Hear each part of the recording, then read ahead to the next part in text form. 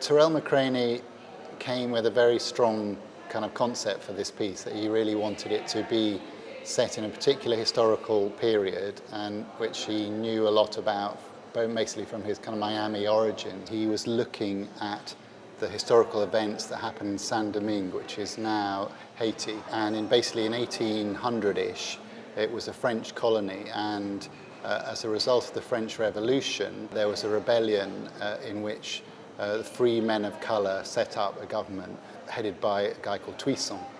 And Napoleon sent his brother-in-law, Leclerc, over to try and kind of quell this rebellion. And actually that ties in very well. You only have to put in a kind of an imagined figure of a Cleopatra, kind of the queen of the island, so to speak. And then you get Enobarbus becomes quite a good Toussaint model, Antony's a bit like Leclerc, and Caesar becomes a bit like Napoleon.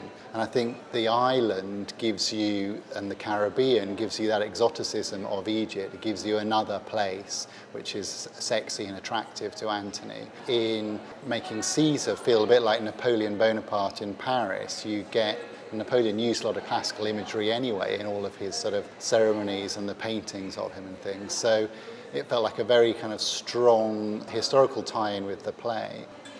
We're going to 3 different venues. I've had to try and work with the architecture of each building.